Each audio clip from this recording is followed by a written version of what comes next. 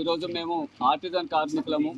గత 2017ల మమ్మల్ని పాత రాష్ట్ర ప్రభుత్వం ఏదైతే ఉందో ఆ ప్రభుత్వం మమ్మల్ని పర్మనెంట్ చేస్తా అని చెప్పింది. ఆ తర్వాత కోర్టు కూడా మాకు అనుకూలంగా వీళ్ళని డిస్ప్యూట్ యాక్ట్ ప్రకారం ఉన్నారు, వీళ్ళని పర్మనెంట్ చేసుకోవచ్చు అని చెప్పి కోర్టు చెప్పింది. ఆ తర్వాత ఆ కోర్టు కేసు గెలిచినాక దొడ్డిదారిన స్టాండింగ్ ఆర్డర్ను తీసుకొచ్చి పెట్టారు. స్టాండింగ్ ఆర్డర్ ఫ్యాక్టరీస్ యాక్ట్ ప్రకారం పెట్టి మాకు ఈరోజు ఆ యాక్ట్ ప్రకారం చూసినప్పటికి కూడా 8 hours షిఫ్ట్ డ్యూటీ చేయాలి, ఓటీలు చేయాలి, మాకు గ్రాడ్యుటీ, పండగల వెన్సులు ఇలా అనేకం ఉన్నా కూడా అవి ఇవ్వకుండా ఏదో ఒకరు పూర్తిస్థాయి పర్మనెంట్ అవుతామనే ఆలోచనతోటి ఇప్పటి వరకు కూడా ప్రభుత్వానికి అనుకూలంగా లోబడి పనిచేస్తూ ఉన్నాం మేము.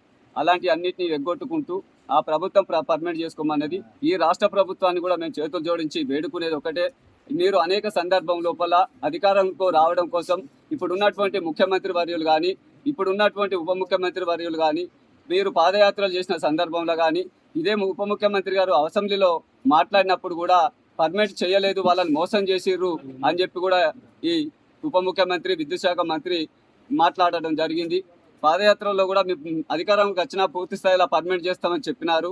కాబట్టి మీరు ప్రజాపాలన, ప్రజాప్రభుత్వం అనే ఆశతోటి మేము ఎన్నో ఆశలు మీ మీద పెట్టుకున్నాం. ఆ ఆశలను మీరు నెరవేర్చాలని చెప్తున్నాం. కన్వర్షన్ ఇవ్వడానికి కూడా అనేక రకాలుగా ఇన్వాలిడేషన్, మెడికల్ ఇన్వాలిడేషన్ కూడా డైరెక్ట్ వచ్చిన వాళ్ళకు కూడా AP subordinate service rules adapted Telangana state government GOMS number 196 ప్రకారం కూడా ఆ అడాప్టెడ్ సర్వీస్ రూల్స్లో కూడా చెప్తాంది. అపాయింట్మెంట్ బై ట్రాన్స్ఫర్ అనేది ఒక సర్వీస్ రూల్స్ నుంచి వెళ్ళి ఇంకో సర్వీస్ రూల్స్కు ట్రాన్స్ఫర్ చేసేటప్పుడు అపాయింట్మెంట్ బై ట్రాన్స్ఫర్ ఇచ్చి చేయొచ్చు అని చెప్పింది. దానికి ఎలాంటి న్యాయ చిక్కులు ఉన్నాయని చెప్పి చెప్తుంది చట్టం కూడా, ఆ సర్వీస్ రూల్స్ కూడా. కాబట్టి దాన్ని ఉపయోగించి మాకు ఒక సర్వీస్ రూల్స్ అంటే మామూలు కూడా ప్రొబేషనల్ పీరియడ్ అని చెప్పి స్టాండింగ్ ఈ ఏపీ సబార్డినేట్ సర్వీస్ రూల్స్ ప్రకారం 3 సంవత్సరాల ప్రొబేషనల్ పీరియడ్ పూర్తి చేసినాం.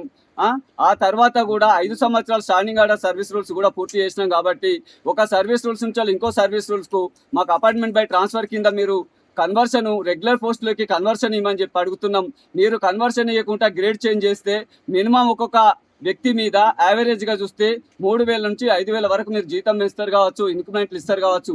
అలాంటి వాటి వల్ల మీకు ఆర్థిక భారం పడుతుంది. ఈరోజు మమ్మల్ని ఉన్నోళ్ళను మీరు JLMగా కన్వర్షన్ ఇచ్చినట్టయితే మేము అదే రెగ్యులర్ పోస్ట్కి వస్తాము, మాకు పర్మనెంట్ అవుతుంది, ఉద్యోగ భద్రత ఉంటుంది, ఆర్థిక భారం కూడా తగ్గుతుంది, మీకు ఎలాంటి ఆర్థిక భారం పడది. కాబట్టి మానవతా దృక్పథంతో, దయార్థ ఉదయంతో ఆలోచించి ఈ ప్రభుత్వం మా ఇళ్లల్లో, మా కుటుంబాలల్లో వెలుగులు నింపి మా ఇళ్లలో వెలిగే దీపమై మీరు ఉంటారని మేము ఆశిస్తూ ఈ అవకాశం ఇచ్చిన మీ అందరికీ ధన్యవాదాలు. రెండోది, మేము ఇప్పుడు ఇలా ఆర్టిజన్ కన్వర్షన్ అనే ఏకమైనం ఇప్పుడు మీ దృష్టికి తీసుకురావడం కోసం ఈ ఆవిర్భావ సభ పెట్టినాం. మీరు మాతో చర్చలు చేసి మీకున్న అవకాశాలను మాకు ఎక్స్ప్లెయిన్ చేసి మా యొక్క నాయకత్వం ద్వారా మాకు న్యాయం చేయాలని కోరుకుంటున్నాం. ఆ తర్వాత కార్యక్రమాలను రూపొందించుకొని ముందుకు సాగుతాం అని చెప్పి ఈ సందర్భంగా తెలియజేస్తున్నాం.